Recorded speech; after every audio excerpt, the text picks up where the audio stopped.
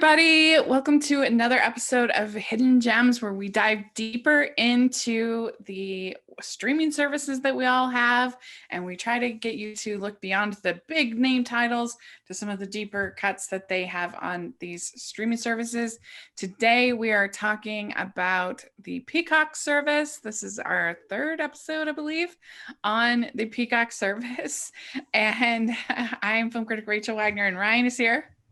Hey, Rachel, so great to be back with you once again. And it's spooky season. This is one of my favorite times of the year. I don't know if you all can see on my bookshelf back there, I let the spiders Ooh. run loose, and I've got a bunch of spider webs all over my movies. That's going to be a mess to clean up later, but regardless, I love this time of year, and I'm looking forward to this particular list because I got a lot of horror movies to talk about. Yeah. So it's You're, going to be a you're lot of fun. you're going all out with the theming and the production design and everything. You've got the cobwebs back Oh there. yeah, I'm like John Hammond from Jurassic Park. Spared no expense. That's right.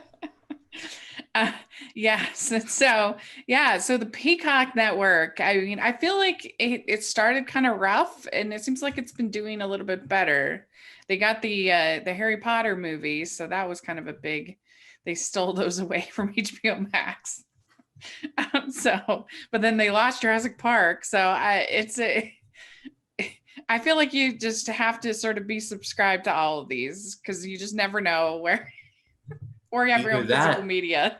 either that, or you could just buy physical media. Yeah, own your own Jurassic Park and Harry Potter. but uh, but yeah, because they're just ever moving all over the place. It's so weird. Yeah, but I think Peacock is like slowly and subtly doing a pretty good job with the stuff that they have. When I was looking at picks for this week, I pieced together a bit of a theme, which I haven't done in a very long time. Like Mm-hmm. when we were just doing Disney Plus, I was like, okay, I'll pick like a particular decade and I'll pull something out of there. But this time around, I was like, I brought that back because in the past I was like, okay, I don't really need a theme per se, just like stuff is obscure. But Yeah. now it was like I found enough obscure ones where like these all kind of work in their own like way. They all tie together really nicely. It's Yeah. like everything is in its right place. Mm. So props to Peacock Yeah. because they're doing something right. And the service is probably more well known for the television series that they have, and things like Parks and Rec and stuff like that. That they're popular shows, but and they're going to be getting The Office soon, and so they're probably more known for that. But they do have a pretty good movie list, and they have a wide variety of eras, a lot of classics, a lot of but then a lot of newer films, stuff from the 80s, all over the place. So it's really interesting. So I think I have a pretty interesting grouping, and you have, like you said, kind of a theme. So it's going to be cool. So let us know as you're listening what you've been watching on Peacock. We'd love to hear your suggestions. And so I'll start this time. So my first pick is Charade, and Charade is stars Cary Grant and Audrey Hepburn. And this is one of the last movies that Cary Grant made. This was in 1963, and he was really concerned because he was a lot older than Audrey Hepburn. I think I've like 15, 20, like a lot older than her. But they kind of work that into the script and make it funny. And it's basically about this woman whose husband has been murdered, and so she finds out that her husband had this whole sort of secret life, and there's this agent who is assigned to kind of protect her, but is he who he says he is, in Cary Grant? And there's lots of reveals and clues, and it's really fun. It's directed by Stanley Donen, who does a really good job making it quick and quippy and fun, and so yeah, it's it's kind of got the feel of a Hitchcock, kind of like To Catch a Thief, I think is probably somewhat similar to it. Yeah, have you ever seen this? No, I always heard about it, and I was under the impression that this was a Hitchcock movie because Cary Hmm. Grant was in like 4 or 5 of them in his career. At least Cary Grant was in a lot of Hitchcock movies. So Hmm. when you're describing it to me, I'm like, this must be Hitchcock, but no, it was Stanley Donen. Yeah. But I was thinking about it, and Cary Grant appeared in the Philadelphia Story with Katharine Hepburn, and in this movie, he's with Audrey Hepburn. So it's like he's with 2 generations of Hepburns throughout his career. Yeah, that's right.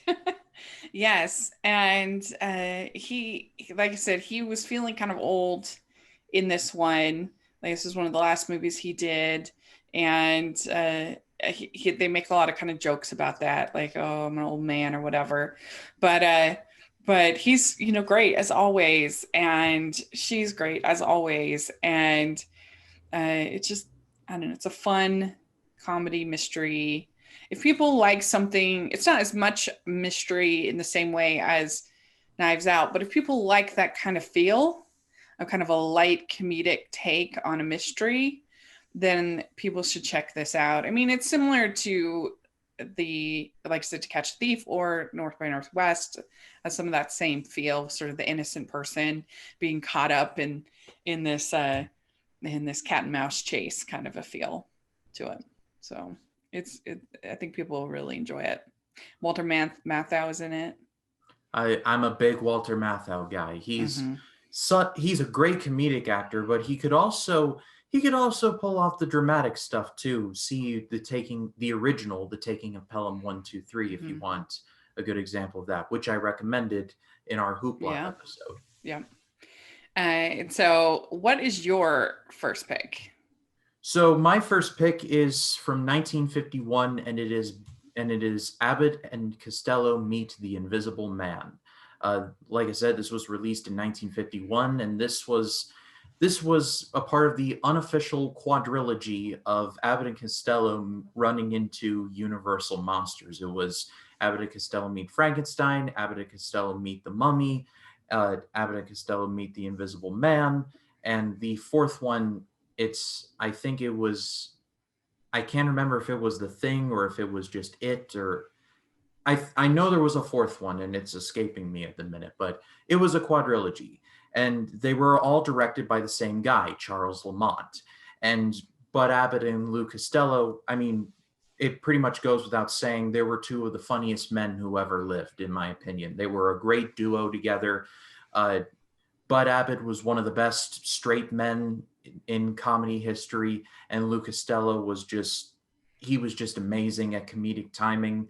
And you would think that Abbott and Costello and the Universal Monsters wouldn't work, but somehow they do. And out of all of those movies, I think The Invisible Man is my favorite. There are many scenes with The Invisible Man doing things with Costello, like aping him and mocking like his movements, and the comedic timing is just incredible. Like, all of you watching, if you watch just one scene from this movie, watch the boxing match. I'm just going to leave it at that because Mm. it is absolutely it is absolutely hysterical. The Invisible Man in this movie is not played by Vincent Price. It's played by an actor named Arthur Franz or Franz. I've heard both. But I mean, given Vincent Price's pedigree, I would have loved to seen what would have been done with Abbott Costello and Vincent Price. That would have been just made for a chef's kiss worthy mixture right there. But I love all of the Abbott Costello Meet movies, but like I said, out of all of them, this is my favorite. Yeah, I mean, of course, Abbott and Costello are the best, but I have never seen any of these Meat movies, so that's really interesting. We do a follow up, maybe I'll have to check one of them out. I mean, I've heard of them, but I always felt like, oh, that's such a weird mixture. Does it work? And so that's interesting to hear that it does. It holds up. Yeah, it shouldn't work, but it's kind of like Santana and Rob Thomas. It just works. Yeah. But one actual final note before we do move on. In Abbott and Costello Meet Frankenstein, these were the final appearances of Bela Lugosi and Lon Chaney Jr. in the Oh. Universal, in their most famous personas as Dracula and the Wolfman. And after that, they would never play those roles again. I think, with the exception of maybe a couple of smaller appearances, but that was their last movie. So, a pretty significant footnote, in my opinion. Yeah, that's really interesting. All right. Well, mine is very different than that, but really fun. So I have He's Just Not That Into You. This was 2009. And this movie has really bad Rotten Tomato scores, Letterboxd. Everybody hates it, thinks it's horrible. So I'm in the minority that I like this movie. And I love rom-coms for the most part. So maybe it's just part of that. I don't know. Yeah, it's based on this self-help book, which I really liked. The of the same name, and they told all these different love stories, and some of them are about breaking up, and some of them are about getting together, and some of them are about longer couples, and some of them are about all these different couples. And for the most part, I'd say I think about 80% of them work and are compelling. And I don't think that the Bradley Cooper, Scarlett Johansson one is not my favorite. That's probably my least favorite, actually. But I like Jennifer Aniston and Ben Affleck. I think they're good. I like Jennifer Goodwin and Justin Long. I think they're good. I don't know. I just enjoy it. I think it's a fun movie, and I don't understand why people hate it quite as much as they do. Like I understand if it's not your favorite, but I don't know. To me, it doesn't seem very hateable. It seems perfectly harmless. Little rom-com. Uh, the Kevin Connolly one, and he kind of has a Scarlett Johansson plot. But I like Drew Barrymore in it. She's really funny. She does probably the best writing of the whole movie is when Drew Barrymore's talking about getting rejected on all these different devices, on these technologies. She's like, you used to have one phone and you knew that people could call you on, and one answer machine, leave a message. But now you have to just be constantly checking all these devices, all these different things, just to be rejected by 12 different technologies. And I'm like, that's so true. You have no idea. Yeah. Yeah. And and Jennifer Connelly, she's good in this, I think. I don't know. So I don't understand why people dislike it as much as they do. I like it. I think it's fun. So there you go. Yeah, and I say this as someone who did this from time to time, but I think people look their nose down upon rom-coms sometimes. They don't take Yeah. them too terribly seriously. I say this because I'm like, here's the metaphorical hand on the Bible. I did it once or twice myself. I'm not afraid to admit that.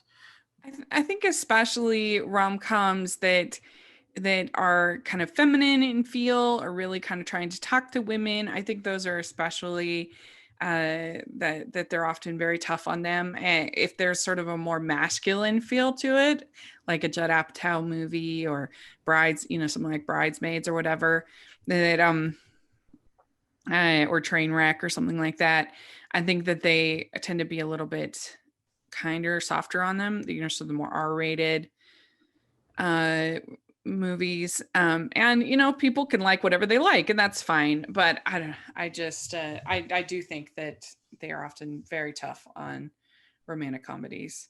And I mean, some of the best of the genre have pretty low, like the fact that You've Got Mail as a 62% is just absolutely ridiculous. It's one of the best romantic comedies ever made, in my opinion. You've Anyway. got mail. It's not Orson Welles. So this is not You've Got Mail level, but I still think it's cute. I think it's entertaining. So, yeah. What do you have next? So my next pick is from 1935, and it is part one of my unofficial Bela Lugosi double feature. I didn't plan this, but when I was looking through the movies, I was like, oh, I've seen that. I love that. And then, oh, I've seen that and I also love that. And they both feature prominently Bela Lugosi in movies that are not Dracula. So I didn't plan it out, but that's a deja vu of what I did on the last Peacock episode with John Goodman. So, so there's Oh, a bit of a nice. trend. Yeah. So the first part of the duology is The Raven. This is based off of the legendary poem by Edgar Allan Poe, one of the greatest poems ever written, and it tells the story of a doctor named Doctor, and I'm going to try and get this right, Valen. That's about as close as I'm going to get. He's a doctor. He's very good at his job. He saves the life of a rather rich woman, but then she ends up, but then she ends up, but then she ends up dying in an automobile accident, and then he goes completely off the rails and subjecting people to his rooms full of traps. He hires a henchman who's played by Boris Karloff, famously Frankenstein's monster and Imhotep from the original Mummy, among others, and disfigures his face to the point where like the right side of his face is like lolling off like this. I'm not doing it justice, but just for all of you on video, it just his face is like lolling off to the side. And I recommend this movie because I think Bela Lugosi is like he's great in Dracula, but I think he also has a lot of other great performances that many people don't know about or haven't gotten out of their way to see. Like he had a legendary career that lasted for like 3 or 4 decades. Like even before Dracula, he was in a movie called White Zombie, which was one of the first zombie movies ever made. Actually, it was the year after it was the year after Dracula. Hmm. My brain works, and the same year as The Old Dark House.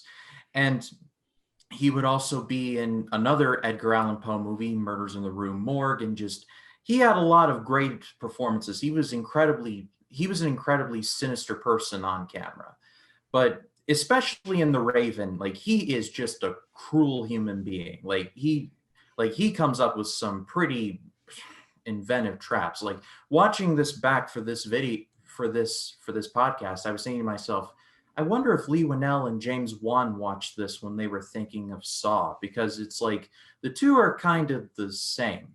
This was a movie made in the mid 30s, so it's not incredibly gory, and there's not a ton of like elaborate kills because that was what it was at the time.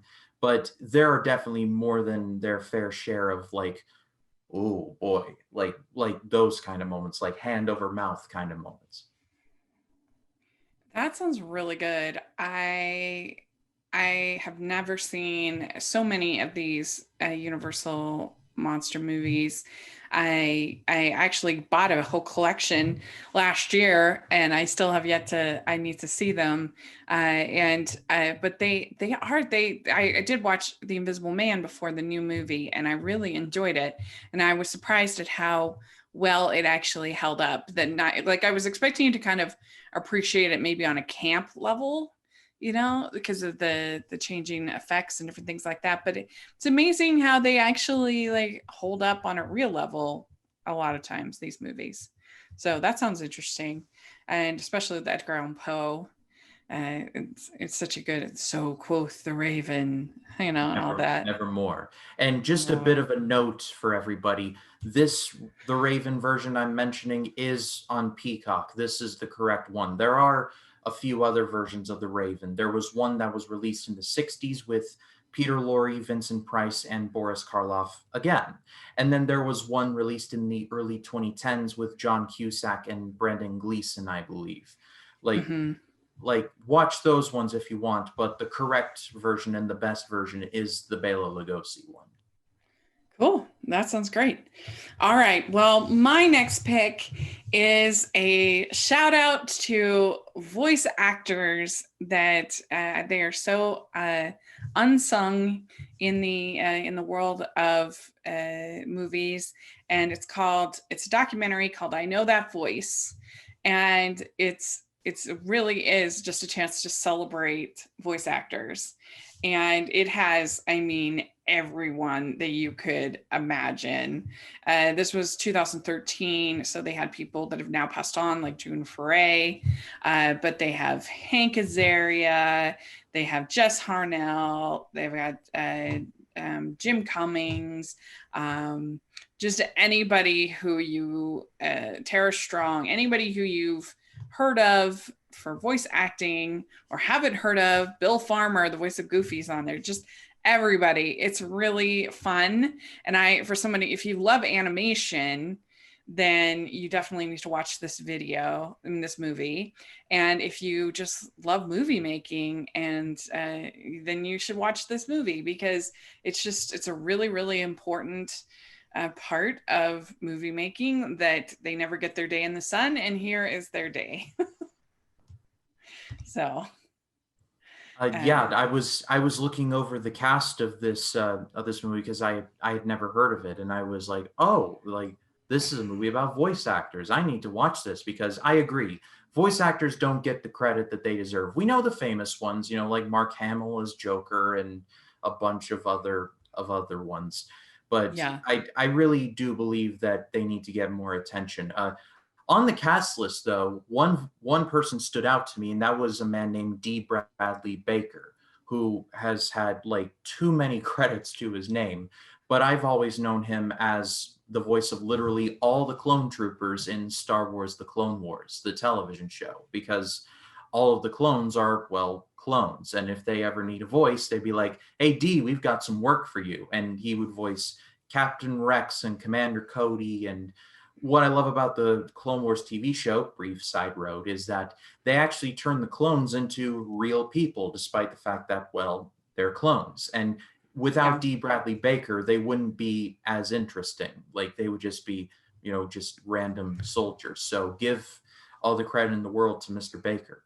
Yeah, exactly. And they have James Arnold Taylor is on, who's a big Star Wars vocal guy, and it's just amazing that the characters they're able to create, and the work that they're able to do, and something I really, really admire. If we ever have Comic Cons again, which we'll see, but if we ever do, there is this really funny thing that the voice actors will do, where they I forget what it's called, but they will read a script, but they'll assign the different voice actors to different characters. Not like they'll do Harry Potter, but they'll have, say, Jim Cummings doing Harry in the voice of Winnie the Pooh.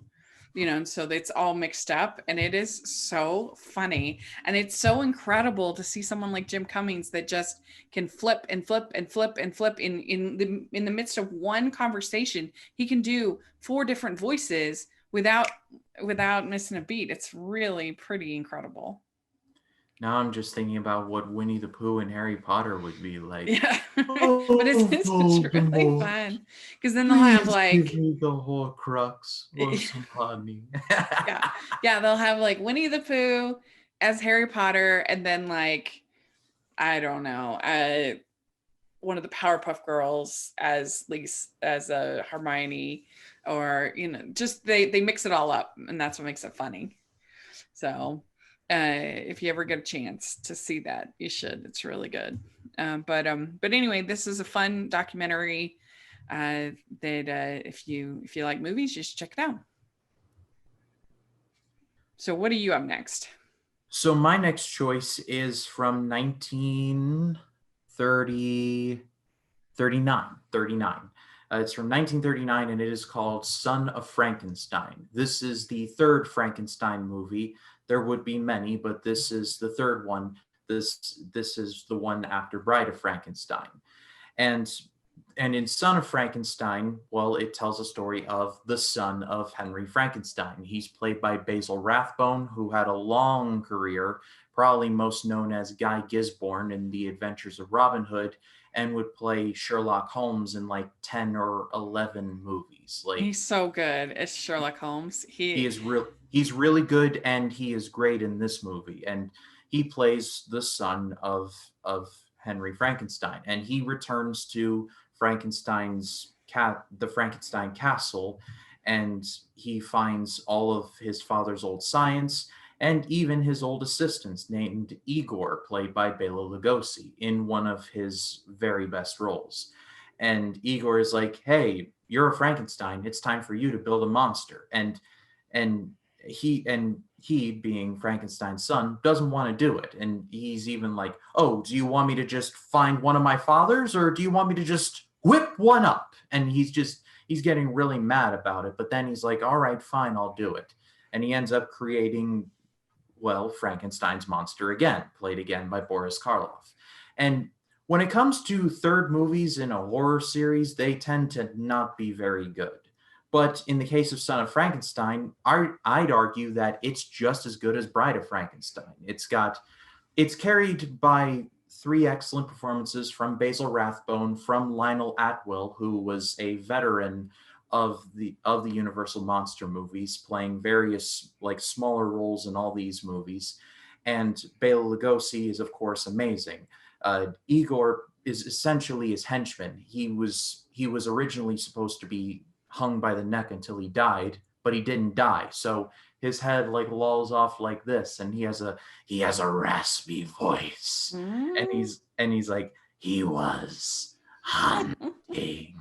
And because Bela Lugosi is Hungarian and he has a Hungarian voice, like it creates for a pretty memorable voice. I'll say that.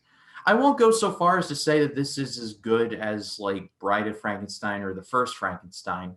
It's a bit of a step down, but I see all three of these movies as equals. Like they're all three equally excellent. Cool. Yeah, I have not seen any of them. So this is a hole in my movie watching. This is a big old blind spot. So I need to add these when I do my blind spot.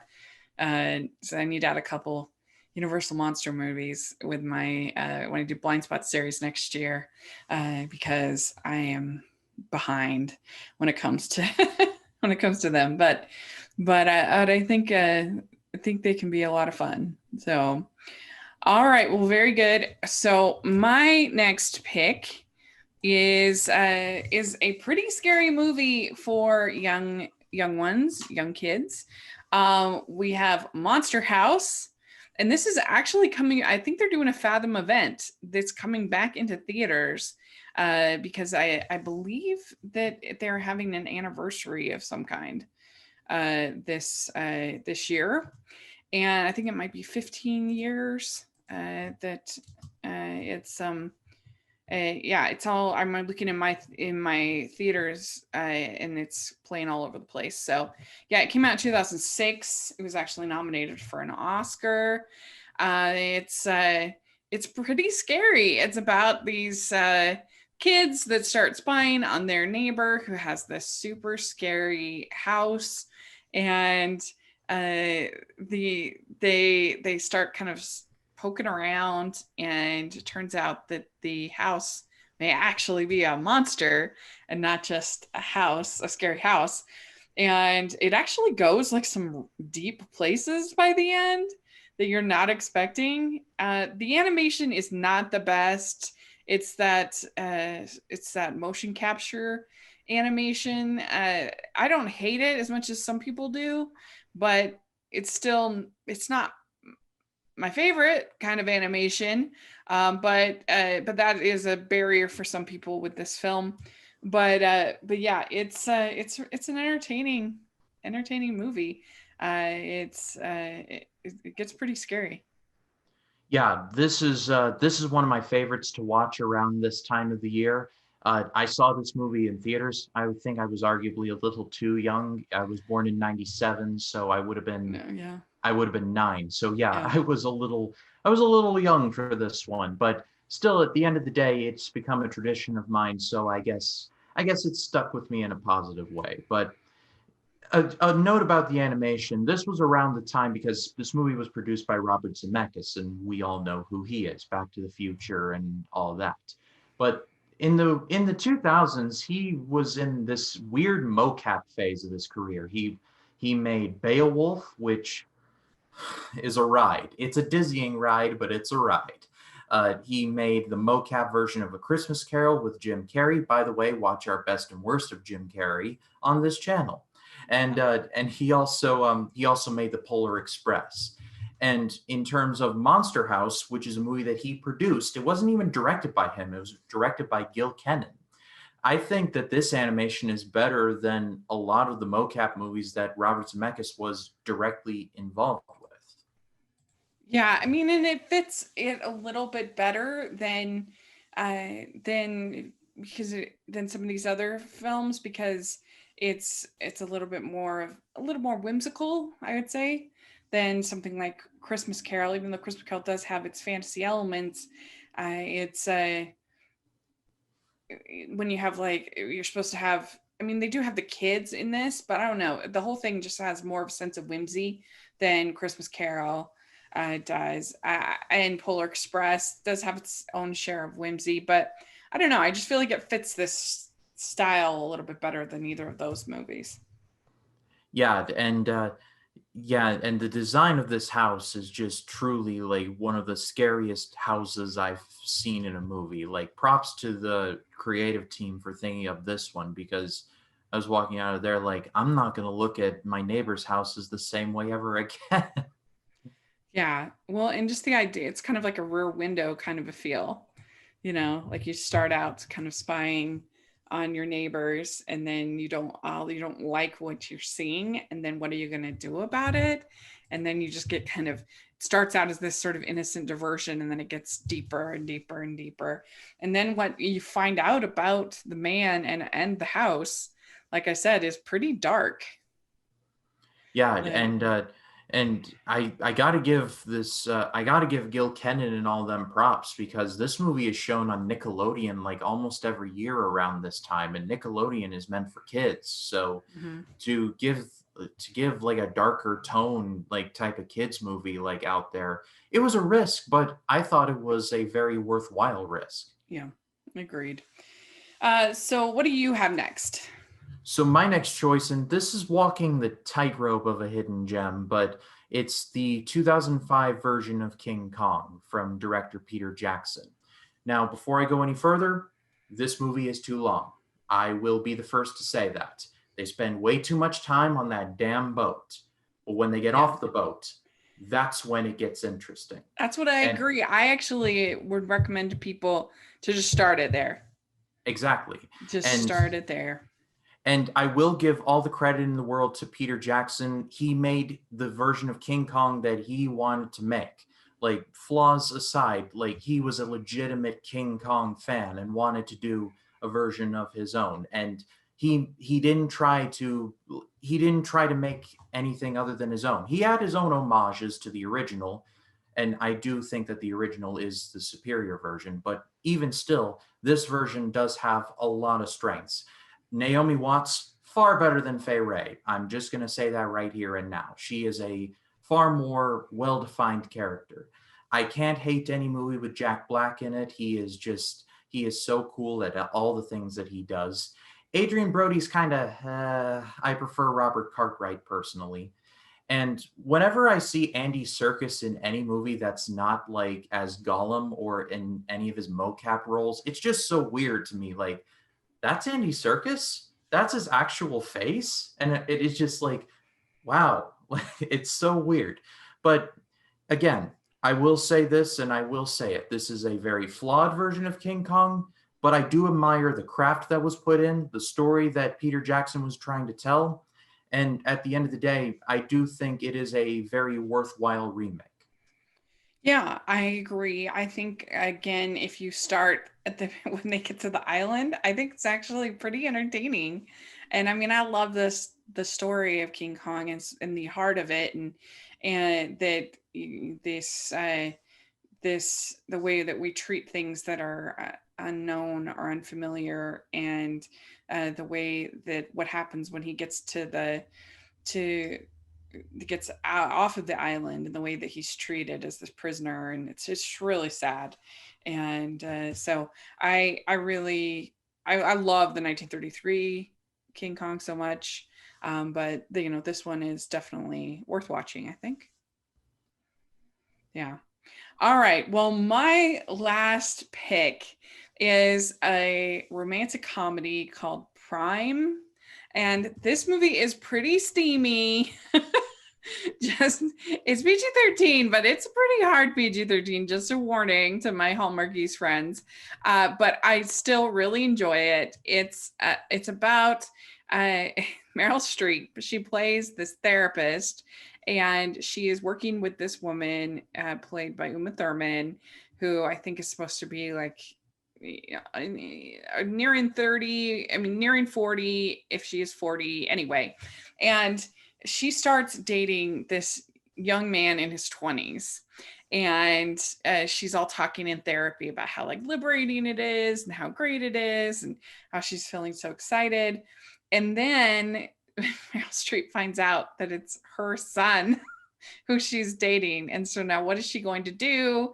And she's super awkward about it, but she's like done so much to help her. I mean, I'm sure this is highly unethical and everything like that, but in the world of this movie, it works. And Brian Greenberg plays her son, and he is super dreamy, I think, in this movie.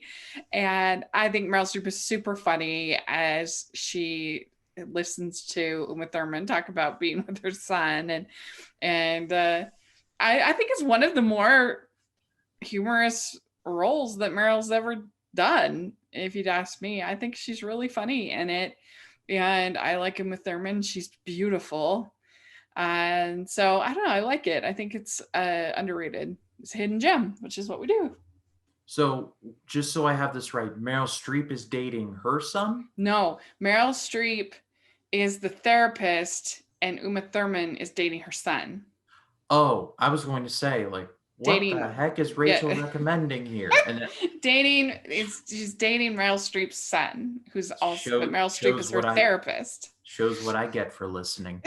No, But it's a yeah. So she has to like listen to Uma Thurman talk about being with her son and how exhilarating it is, and she gets super awkward, and it's funny, I think, and so it has something to say about age and beauty and dating and all of that, and so I like it.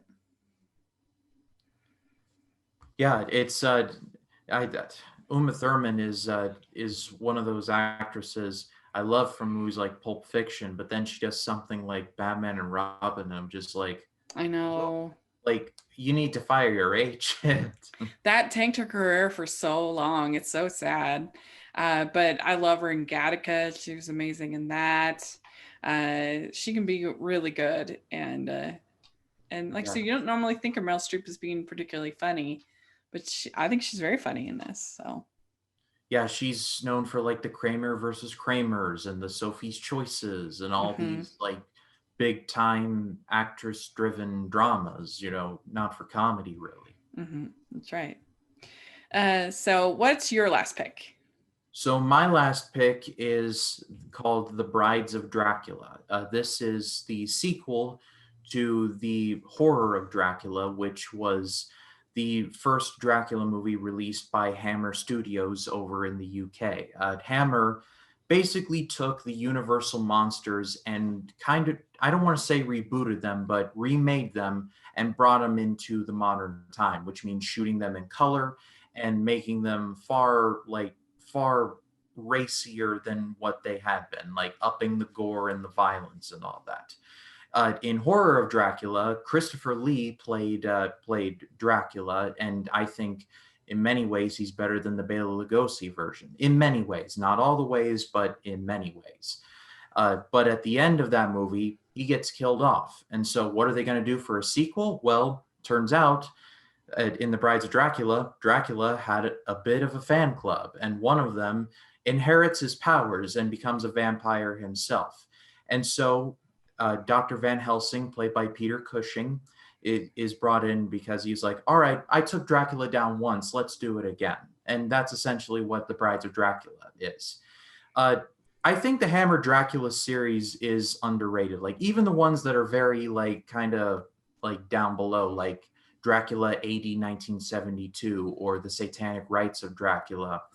I do think that they're all pretty fun to watch. And Mhm. even though Christopher Lee is not in this one, which is very sad, Peter Cushing is in there, and he just kills it every single time. Peter Cushing is, of course, Grand Moff Tarkin in the original Star Wars, but similar to someone like a Bela Lugosi or a Boris Karloff, he had a long career before Star Wars and a little bit afterwards.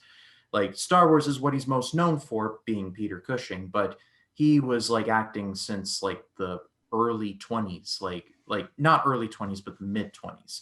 And he absolutely makes the Brides of Dracula work. He has full commitment to everything that he does. He treats Dracula like the apocalypse that he absolutely is, and he's like, if Dracula can pass on his powers to someone else, then we need to nip this thing in the bud right now. This would be more of a Christopher Lee franchise than a Peter Cushing franchise, but the few times Peter Cushing was in this franchise, like in the first one, this one, and in the later ones, he absolutely brings it. And the finale of this movie is worth watching alone. Like, Hammer did their vampire battles very well. That's all I will say. So, But I think in general, Hammer is a very underrated studio, and they're still going. They just did The Lodge earlier this year, so hmm. they're still kicking. But I think their prime years were like 1958 to 1973 or 74. And The Brides of Dracula is an underrated version, or is an underrated movie in their canon. So does Dracula get married several times, or is he married to? Is he like is he a polygamist? I think it's best not to ask these questions. It's just you just got to go with the flow if you're going to enjoy this. Okay, fair enough. I think the best explanation that I have come up with is that Dracula has corrupted several women, has bitten them, and they have become vampires, and they'll follow and do whatever he says. That's Okay. about as close to a logical explanation. It's not the vampire sister wives. That's not a thing. I guess. Very good. I have not seen any of those, and so that sounds really interesting. I'd like a good Dracula movie. I mean, I love the Werner Herzog Dracula. I think that one's really fun, and so other ones that I've seen. So I'll Yeah. definitely have to check some of these out one of these days. You have to remind me when we do a follow up one of these days. So that sounds And really cool. if you all have not checked out The Horror of Dracula, I do recommend it. It's not on Peacock, unfortunately, but it is on another service, but we'll talk about that in a little bit. Very good. All right. Well, just to go over my picks, I have Charade. He's just not that into you. I know that voice, Monster House, and Prime. And I have Abbott and Costello Meet the Invisible Man, The Raven, Son of Frankenstein, King Kong 2005 style, and The Brides of Dracula. Very good. Well, let us know what you've been watching on Peacock, and we'd love to hear in the comment section or on Twitter what you think of our picks, and that would be really fun. And Ryan, where can people find you? They can find me on Facebook, Twitter, Instagram, and Letterboxd at RyanCam20. And then, of course, there's my YouTube channel, Ryan Cam's Movie Reviews. Scary Mania is going full force throughout the month of October.